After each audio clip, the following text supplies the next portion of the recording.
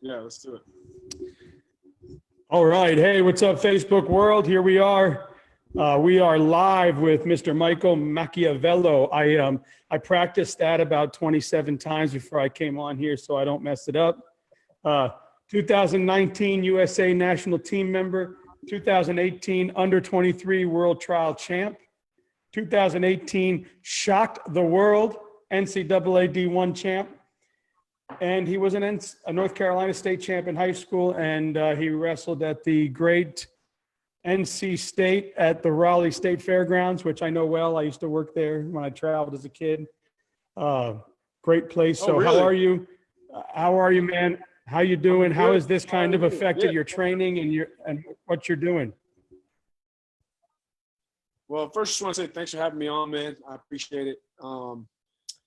But everything's good, man. It's effective training, definitely. I've had to find more creative ways to make use of my time.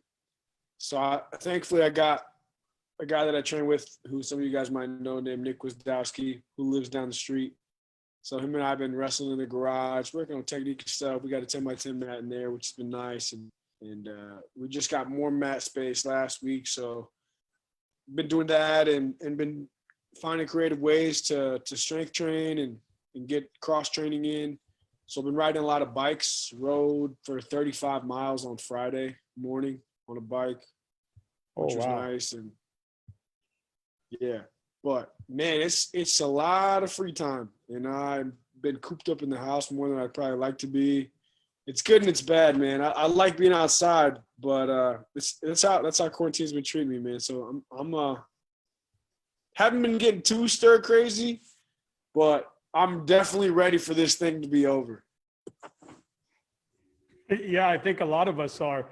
And it's just weird because you just don't know what to expect. I know it looks like gyms and clubs are starting to get back open again, but at what level, and what's going to be the new normal? I can't imagine we're going to have a 250 kid rumble on the weekend right away. Oh, definitely not. Everything's going to be gradual. You're going to see like, you can only gather in groups of 10 or 20, and then, weight rooms. Even in the weight room, there can be like social distancing measures, and it's going to be different, I think, as it progresses back into things before it all gets completely normal.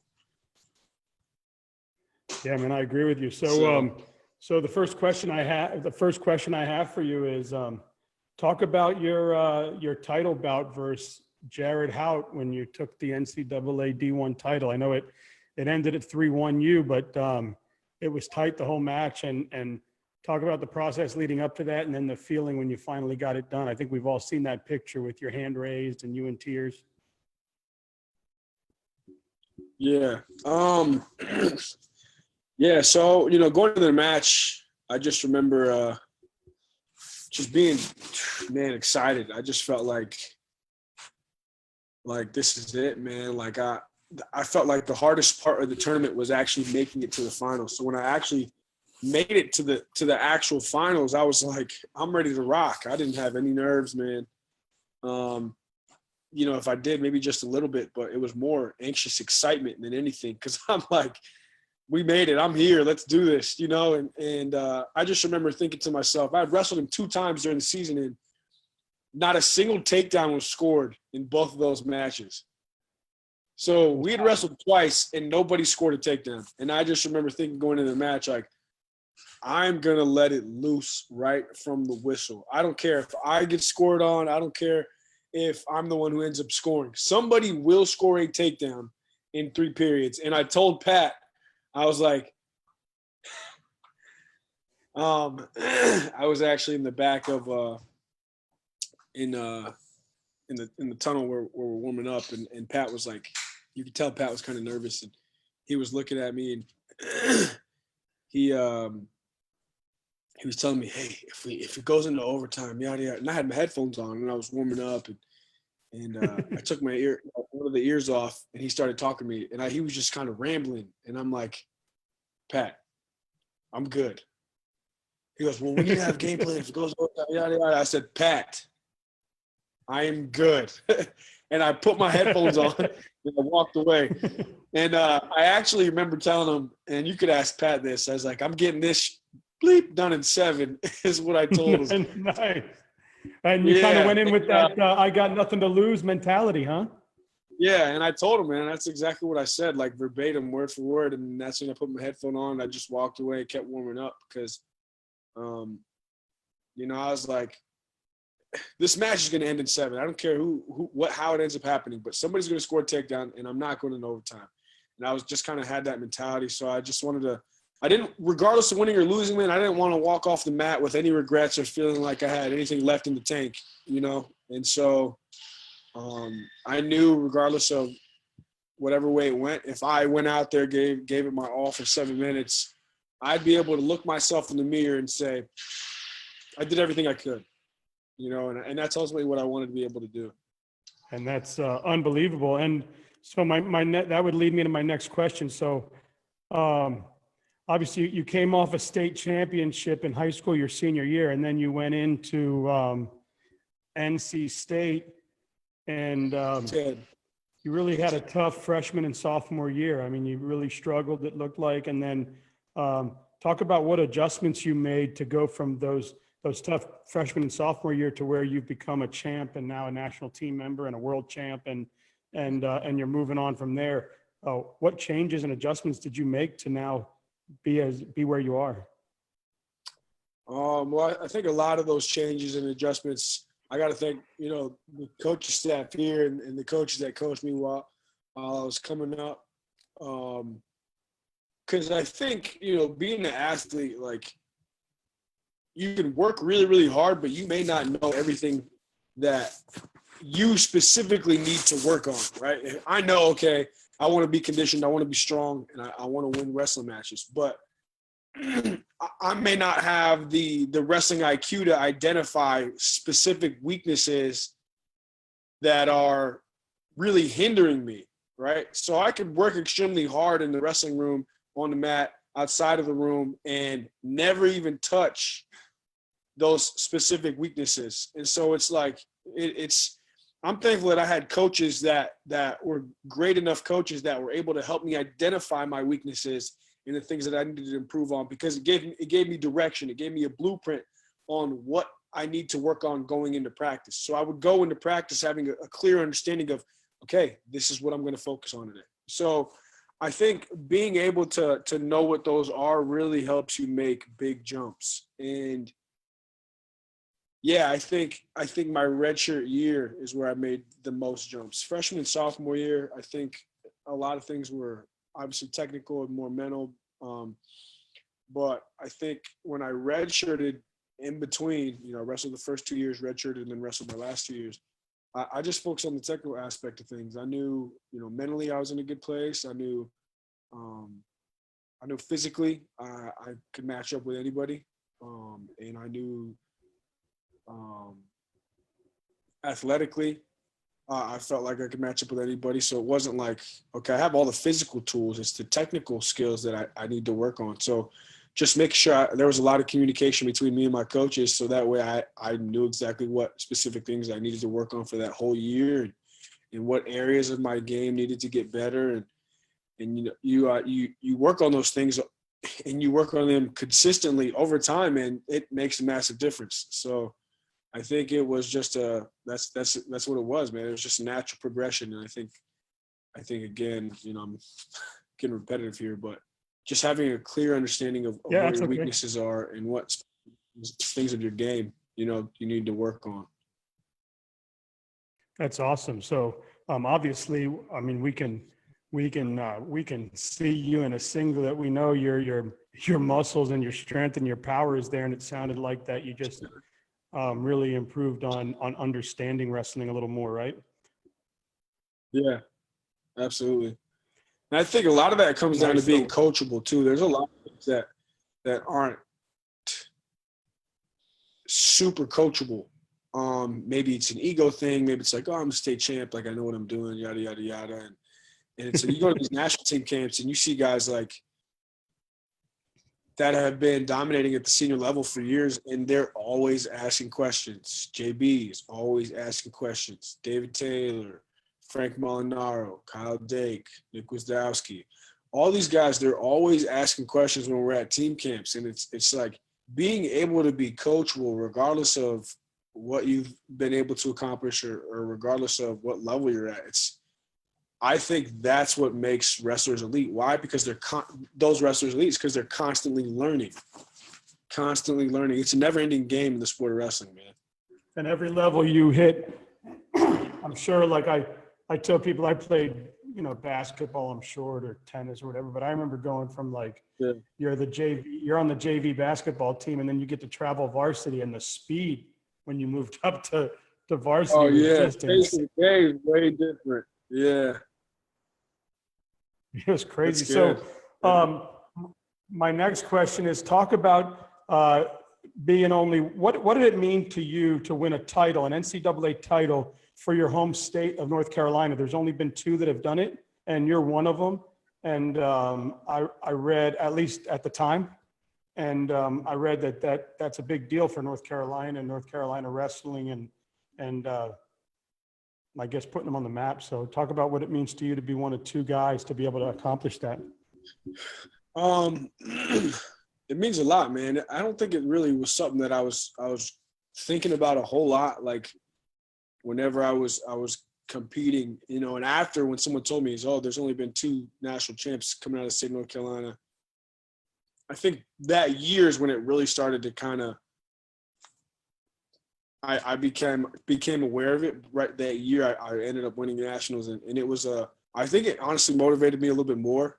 And for me to actually do it, it's cool because you see a lot of North Carolina kids, or not all of them, but there's North Carolina kids that are like, "Hey man, that was so awesome to watch you win," or "Hey man, you inspire me," or kids will DM me and message me and ask me questions, and you go to North Carolina State tournament and kids are asking to take pictures with you, man. And it's humbling, to be honest, because you're like, it's kind of crazy. It's like, I'm just a normal dude like anybody else, but how it's insane how just an accomplishment like that kind of changes things in that way. And so, I'm thankful for it. And because of it, and I've seen kind of what type of influence it's given me. It's like, man, I feel like I have almost a responsibility and an obligation to just kind of help in any way that I can for kids, especially that come from the state of North Carolina, or kids that, want to learn. And so it's meant a lot for sure.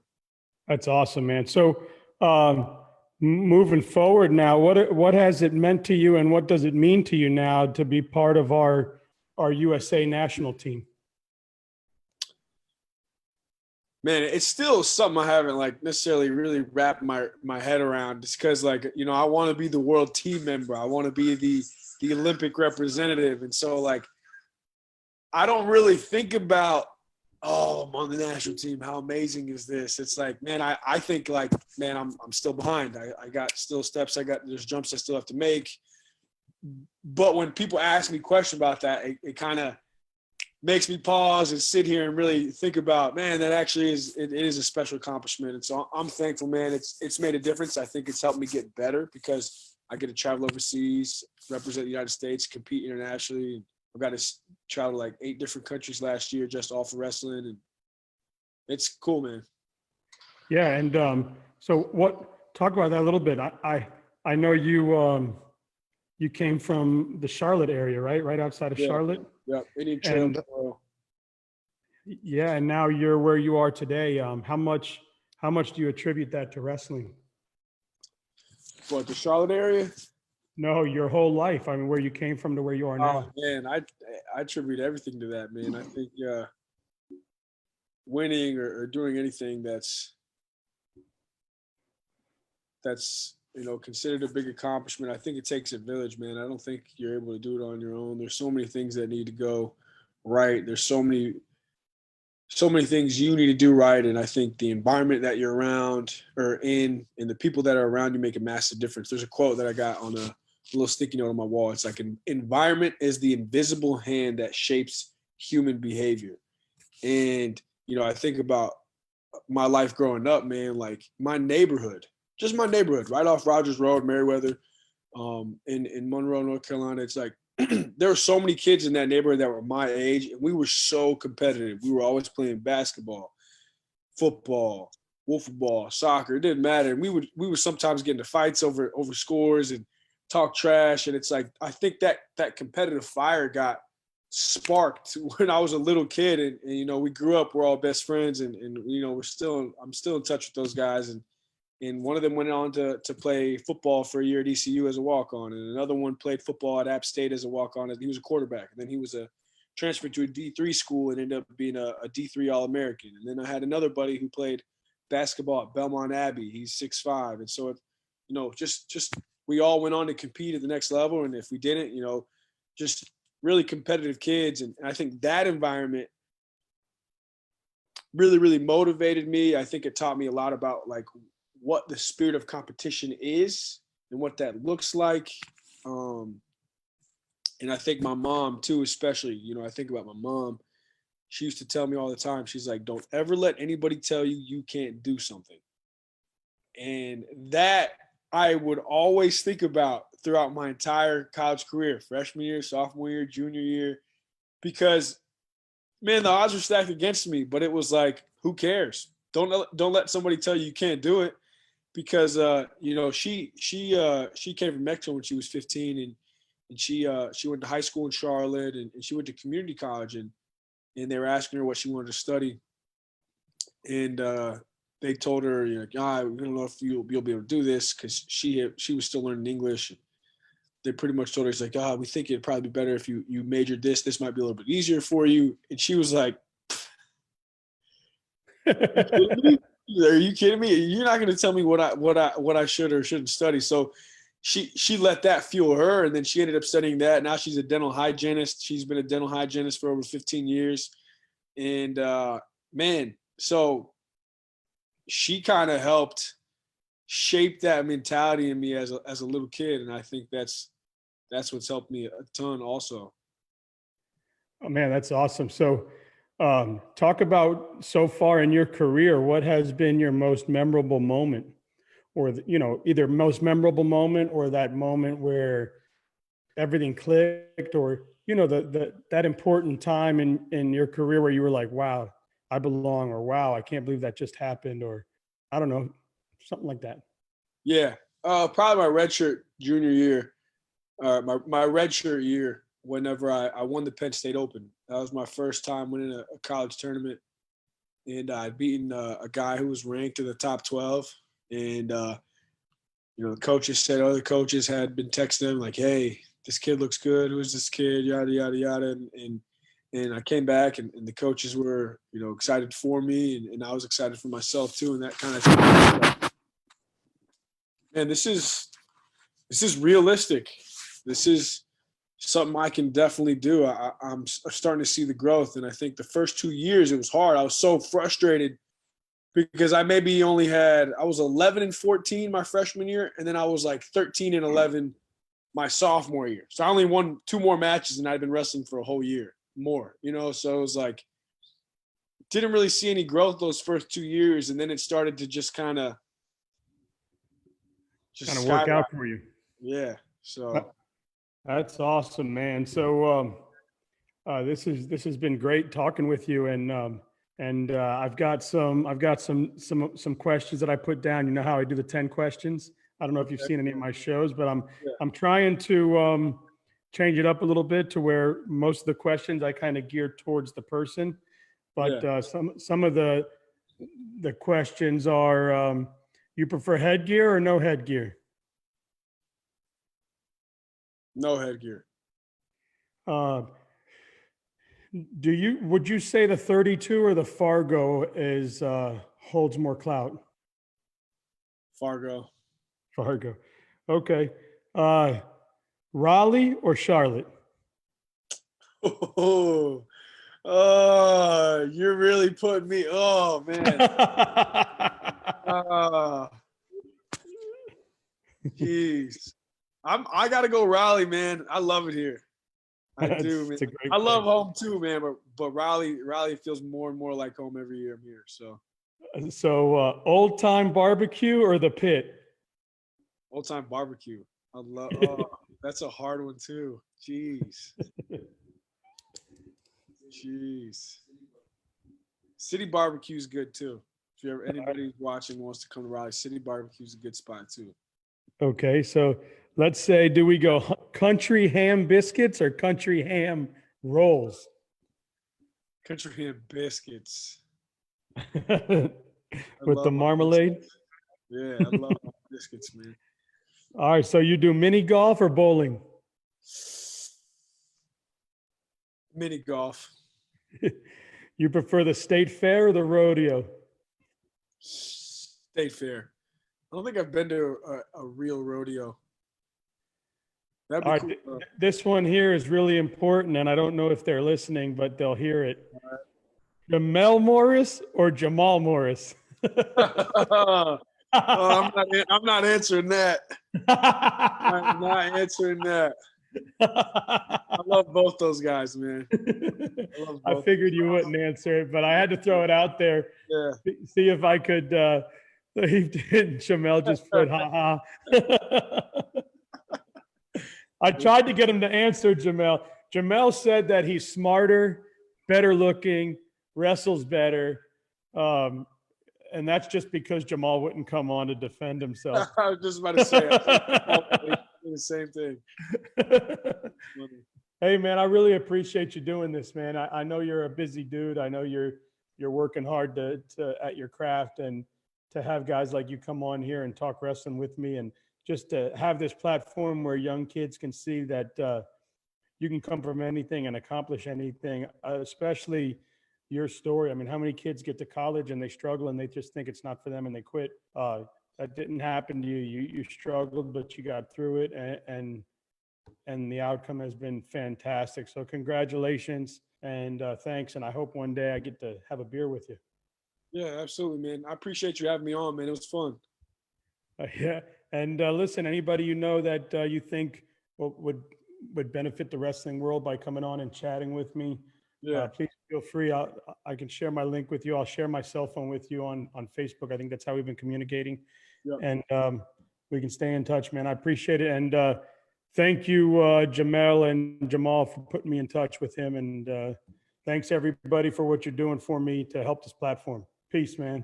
Yeah, peace. You have a good one, Tell man. Pat Downey to get on with me, man. I got you. I got you. All right. See you, brother. Stay safe, man. Yep.